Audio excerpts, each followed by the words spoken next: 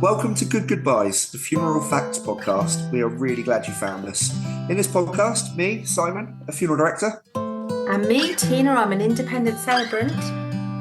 we're going to discuss all things funeral in an informal space to demystify what happens when we say goodbye.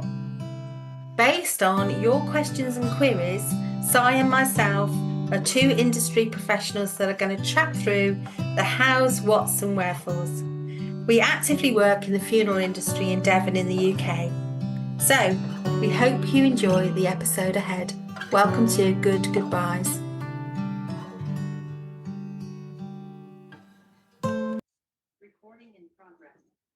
Hello, this is Tina, and you are listening to Good Goodbyes. Now, today I am delighted to have a guest with me, Sally Reynolds. Now, Sally has many talents, but she is one of them is that she deals with loss and grief. She's a sole midwife as well as a celebrant, and she works in local hospices and hospitals, offering massages to staff as well as other wonderful things. And she cares for carers and offers tender loving care. So it's wonderful to be speaking to Sally today. Welcome, Sally.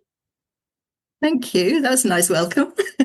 Well, you're very welcome. Now, Sally's in Winchester in England in the UK. And Sally, how long have you been in this kind of work? Let me think. All my working life, basically. I trained as a social worker in my 30s and chose to work with adults. And basically, when you work with adults, there's an element of grief and loss, whatever the reason you're working with them, simply because they're not managing something about their daily lives. So it may be disability, it could be age, it could be coming up to somebody's dying. And particularly when I worked in hospice work, obviously that was the focus of the work that I did. And I trained as a bereavement volunteer and went into training bereavement volunteers as well. So, a while, yeah. So you've been doing that for a while, I guess. Yes, scary long time, really. Yeah. I got my degree in 1940, so since then, when I was 40, I should say. Yes. Not 1940, I'm not that old. And guys, I'll just tell you, you can't see Sally, but I can, but she looks incredible for somebody who might have been born in the 1940s. Nearly. I was born in 1950. Oh, well, there you go. So we're close. So lots and lots of experience, Sally. What do you find good about working with people in this space of grief and loss? It sounds crazy to lots of people when I tell them what I do, but actually it's one of the most satisfying ways to support people for me. It just feels totally natural to me. We all have a place we fit in the world, and particularly in the world of work. It doesn't frighten me. Nothing about talking about death or grief frightens me. I've had experiences of grief from when I was a baby. So again, it feels natural to me. There's been a lot of grief, not just associated with death, but grief in all sorts of aspects throughout my life. And I can't put it better than say it just feels natural to me, whereas other environments I've worked in, like in a mental health field, I couldn't get out fast enough. Yeah, because we find our calling, don't we? We find the place we're meant to be. And like yourself, myself and Si, who hosts the podcast, we are very keen to bring people to a better place of comfort around talking about death and dying and the final chapter of our lives, I guess, really. So yeah, it's really good to hear you talking about that.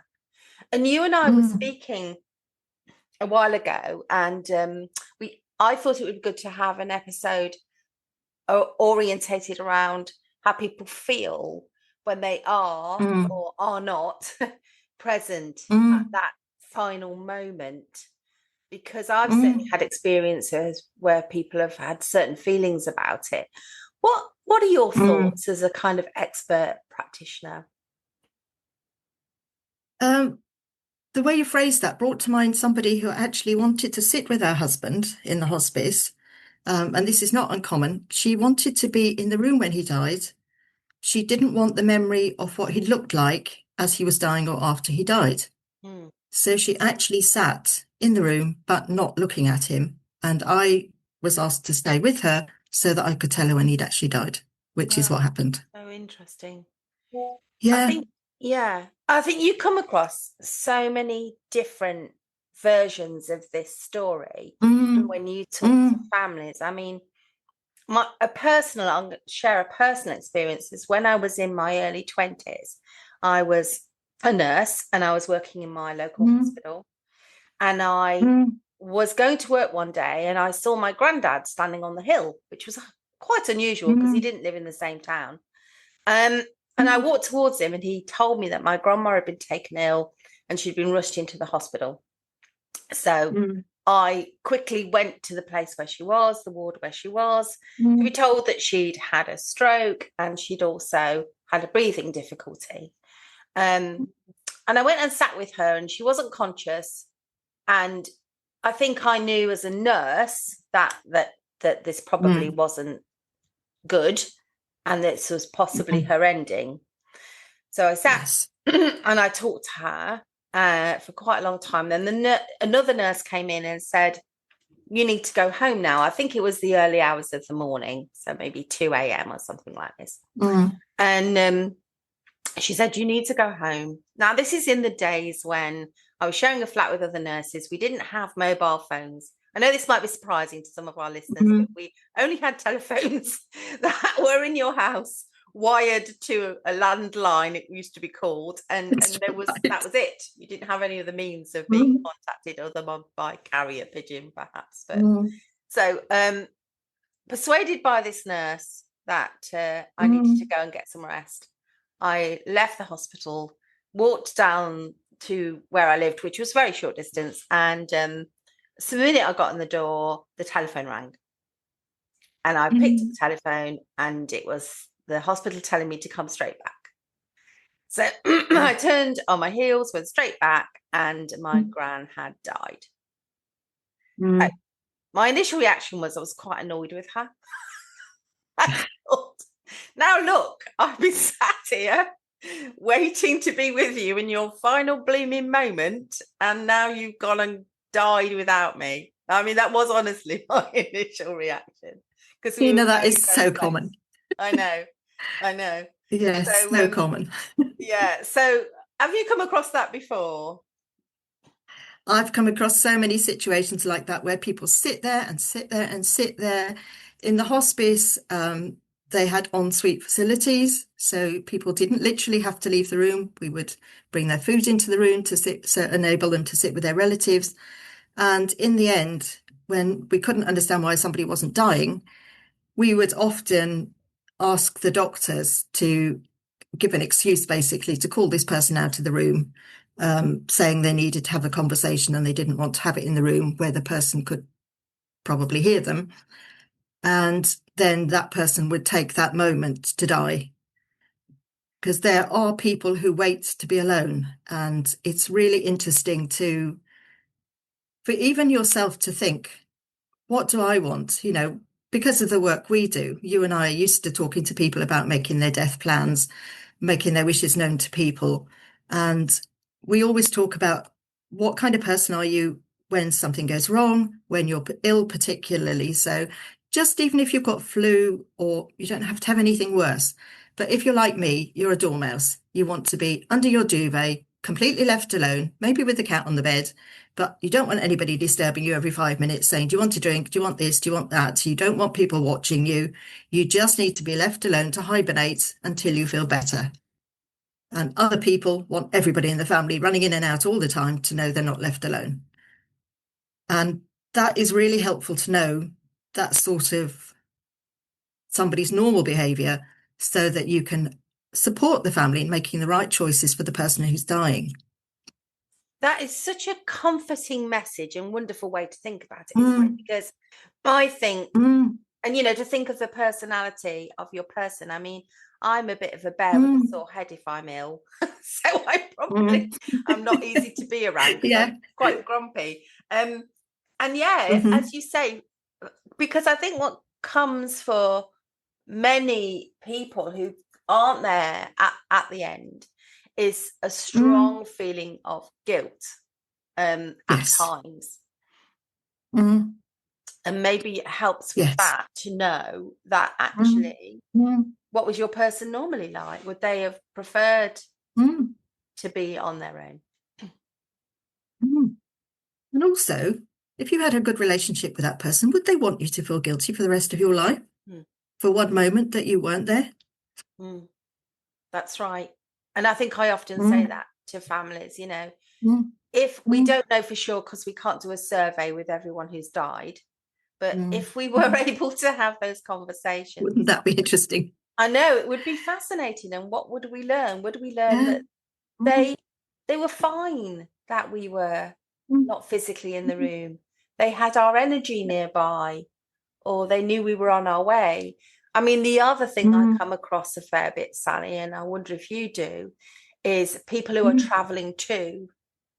They've had a phone call, they're at some distance.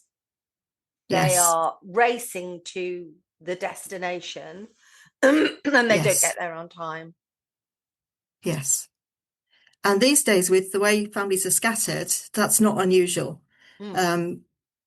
We've had relatives all over the world, especially in Australia, and the travel itself takes 24 hours or more, depending on flights and stopovers and all sorts of bits thrown into the equation. So we always used to say to people, don't ever leave it. If once you know that person is under the care of the hospice, there's only one outcome. And so please come when you can. Don't think you need to come for their deathbed or they're dying, or wait till they're closer to dying. Come when you physically can. And then if you're not here when they die, you've at least seen them. You don't have the same regrets. And you've got time to plan it. Yeah.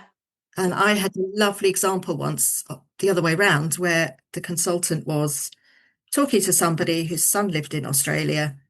And he was saying, oh, I'm going to do this next year and do this next year.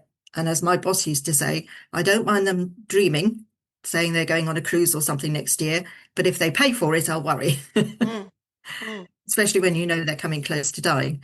Without once telling this gentleman or contradicting him, the consultant was able to get him to see that he needed to phone his son as soon as we left. Yeah. He didn't have time to wait for next year or even 6 months. Yeah. He needed the conversation now, and even the conversation would be better than not seeing his son completely. Yeah. They're just so clever how you can get people to change their mindset totally. Yeah. Yeah. I mean, it's quite a skill, isn't it? Yeah, he was very skilled. And a friend reminded me last night of something very basic that I think we all need to be reminded of. Say goodbye every time you leave someone. Say you love them every day, every opportunity you get, and tell them what they matter to you, why they matter to you, why they're important, what they do in your life for you. And then you'll never have a regret. Yeah.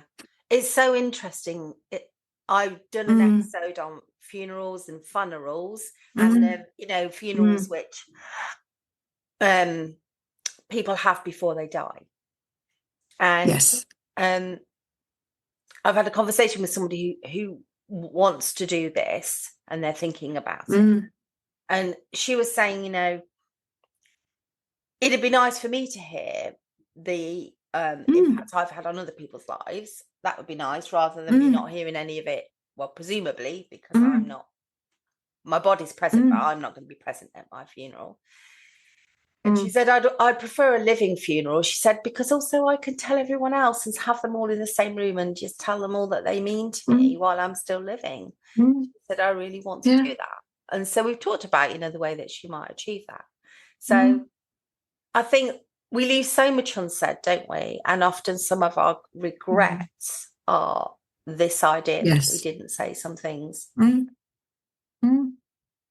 sometimes it's the not saying that is the the thing that's holding the person still in their life. Yeah. Because they're waiting to say something to somebody. Yeah. And also the way that we deal with death here in the UK, and I think in a lot of European and English speaking countries, is that we do rush people out of the building. So, Yes. you have the death, the moment of the last breath, the heart stops. And then very quickly afterwards, it's like, let's call the funeral director, let's move this person from wherever they are, their home, the hospice, the hospital. And we want to kind of pop death out of the way, and the dying person is taken elsewhere and cared for beautifully, but nevertheless, they're not with us. And I had a couple of conversations with people recently where we're like, why are we rushing that? Okay, maybe you were on your way, maybe you didn't make it to the bed before those last moments, but you can still linger together for a little while and you can talk. Yes. We don't know how long that person's energy stays in the room, and that varies. But that's just as important, to actually be there long enough to accept the reality that that person is no longer living. Yeah. Yeah. And there's all sorts of different people who need to say goodbye. I had a great conversation with a widow and another podcast. I'll pop all these links in our show notes. She was saying, when her very young husband died, his parents, his siblings, they needed to say their version of a goodbye. But she was his wife and there were children. And she said, yes, I waited till everyone else said their goodbyes, and then I went and on my own, I spent time with him. Yes. And that's lovely. The other thing is everyone might want their own private moment. Yes. I did a ceremony once, a long time ago now, for a lady whose partner had died, and female partner. The partner's parents were very against the relationship and took their daughter home up north to do the funeral. And this lady felt she hadn't had a proper goodbye. She had no ceremony, no recognition of her part in this person's life. And that's why we did a ceremony with all their friends and photographs, and they basically shared their stories of this lady. And it was very healing. And that's so sad, isn't it? What a sad story, but with a moment of beautiful ceremony within it. But and there's so many stories like that where, not through choice, someone is not actually there at the moment of dying or in the time leading up to dying. And family stories not unlike that, where other people haven't been present. Or one person I knew, he described himself as the black sheep of the family. He knew his mother was in the hospice. He came to see me. But he didn't want the family to know he was coming because it would upset them. And he was very understanding of how the family dynamics were. What we negotiated in the end with the funeral director, he just asked permission to have her coffin stay in the crematorium after the funeral, to give him time to go in after the family had left and just say his own personal goodbye. And that's what we did. Yeah. I mean, and they had no problem. Yeah, most funeral directors, most celebrants and ministers, people in our roles will do all they can to facilitate something like this for people, won't they? And you do hear of estranged families. I did an event last year where the actual cremation service was for the person's first wife and family, and then the scattering of the ashes he arranged for his second wife and family. And he said they'll have to be separated, and they were. And certain friends were at both, and I did both. They both had very different feelings and atmospheres, and I sat with him and organised that before he died, because one of his main worries was that this would become a bit of a catastrophe. Yeah. And that was very thoughtful and forward looking of him to take care of both sides of the family. I agree, Sally. And what was also interesting was he he couldn't use his voice because of his illness, but he had an iPad. He was writing lots of things down for me. And I said to him, we'd had a terribly serious conversation, as you can well imagine, you know, very professional and serious. And I said to him, how are you managing the two wives at the moment then? He really laughed. It made him laugh, which was lovely. And then he wrote on his iPad that how gracious his current or second wife was being, because she had gone shopping and left a window of opportunity for his first wife to drop round and say goodbye. So lovely. I know, and I think if we can find those moments of grace, it probably does help everybody. I think feelings run so high in these moments, don't they? Yes. Yeah, they certainly do. My husband was not in touch with his own children, but he had mine around instead. And he hadn't seen his children for many years when I met him. Even then, people asked me if I was going to try and contact his children to tell them he was dying. And my decision was that it would probably distress him more if they came into his life at a time when they couldn't have a relationship. Just to see them and then have him die felt like much more cruel than just leaving him in the place where he'd come to terms with not having them in his life. And he had my son there instead. Yeah. It is complex, isn't it? And I suppose talking about being at the bedside, being there at the end, is some people fear that moment. What do you do or say to reassure people about that final moment, Sally? The best thing, particularly in a hospice, you have time to educate people.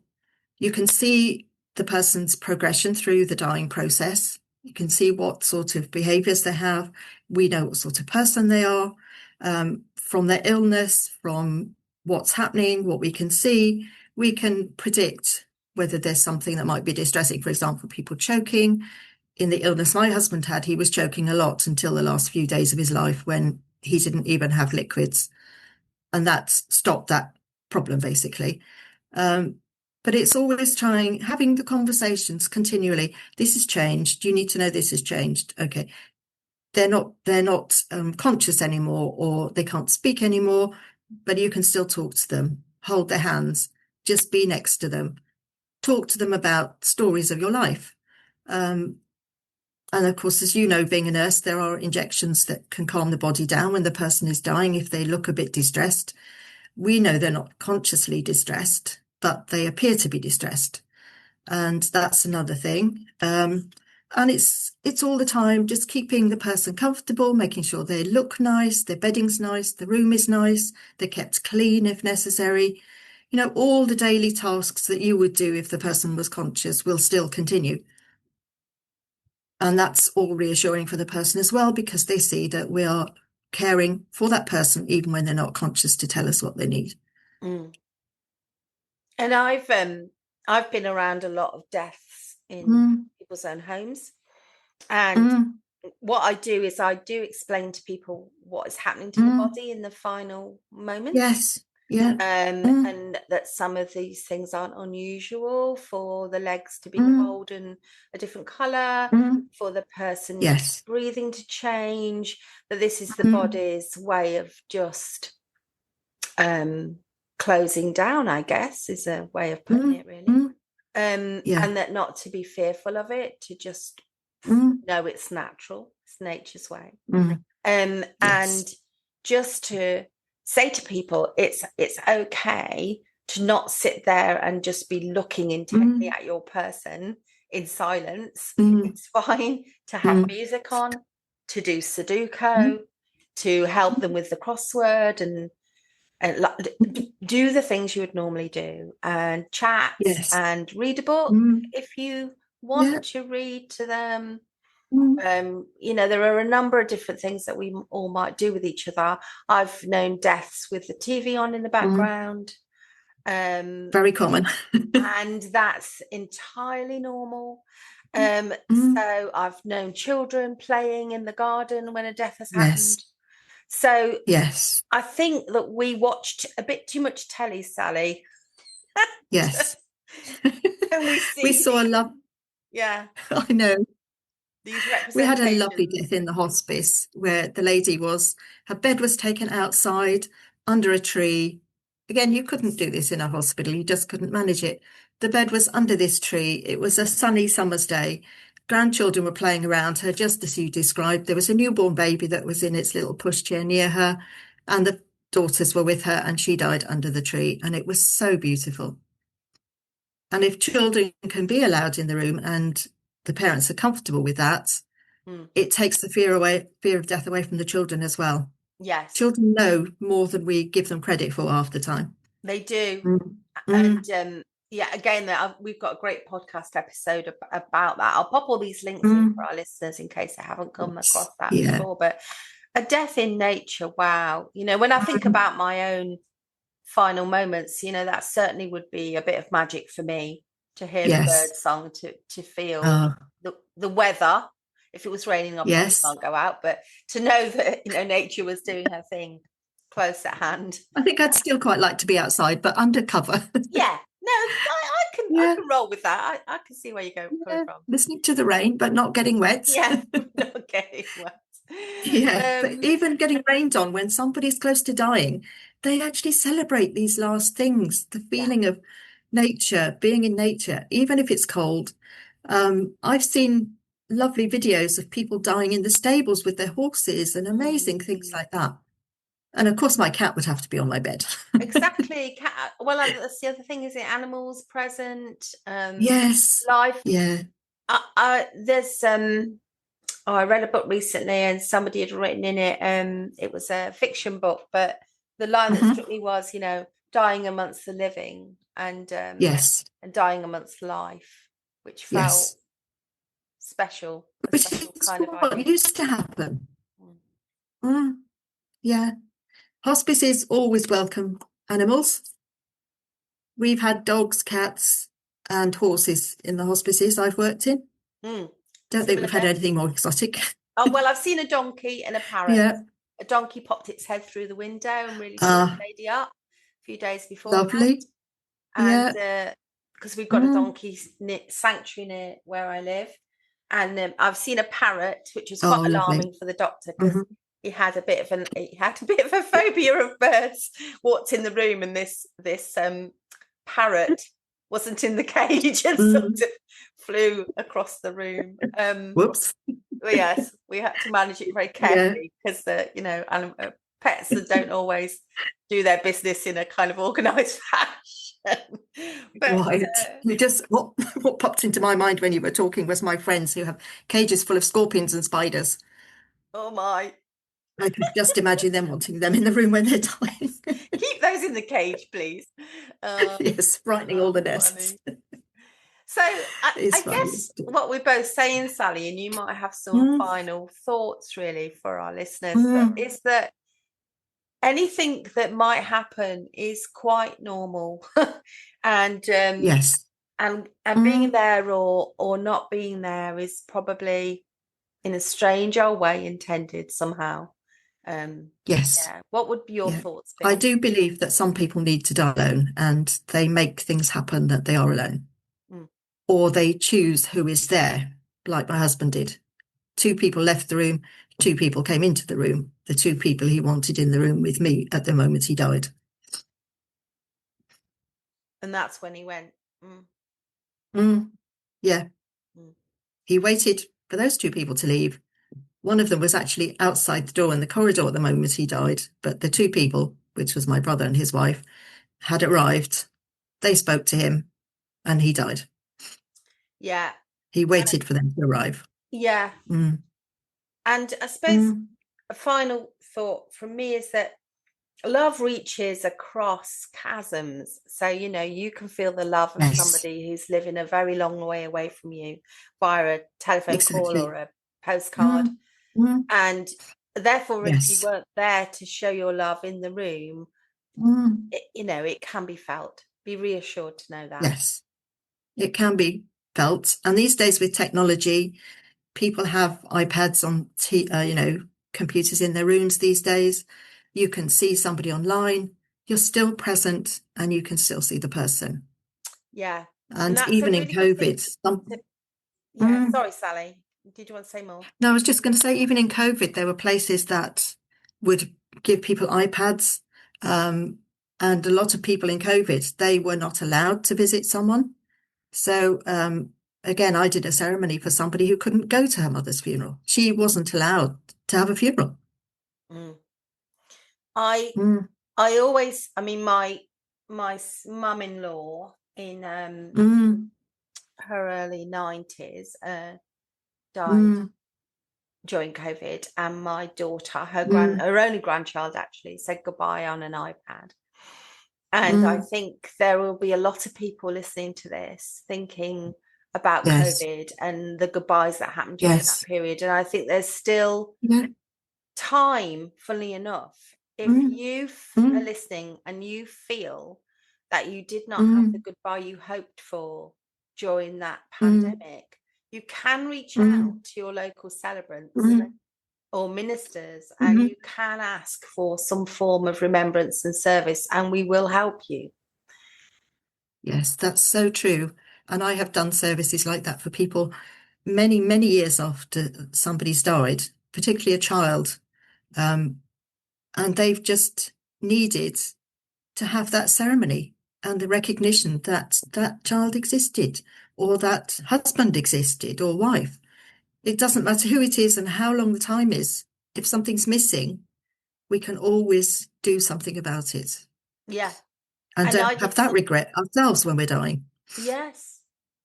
I did something last year for somebody who it would have been their 40th wedding anniversary. And she was keenly feeling this loss again. Yeah. And when we talked about what she wanted to do, I think she was realizing that the funeral hadn't quite gone as she had hoped due to what she titled family interference. Yes. At the event that we did, which was very private, there was just 4 people there and myself. She could have the things that she wanted that she didn't have the first time around. So yeah, that's lovely. Yeah. Well, Sally, I want to thank you so much for giving me your time and all your wisdom. You're welcome. And for joining me on the podcast to talk about being there at the end, or not, as the case may be. It's been so fantastic talking to you, and I'll definitely pop all your contact details in the show notes as well, so our listeners can find you. Thank you, Sally. Lovely. Thank you. Thank you so much. You're very welcome. This has been Tina, and you've been listening to Good Goobyes. You've been listening to Good Goobyes, the Funeral Facts podcast. Please do like, subscribe, comment and share. Drop any questions on our social media, on Instagram, or in the text option in the show notes. Si and I are qualified professionals, but we always advise our clients to seek any additional support from medical practitioners if they need to. And we hope you enjoyed this episode. Stay well and be kind to one another.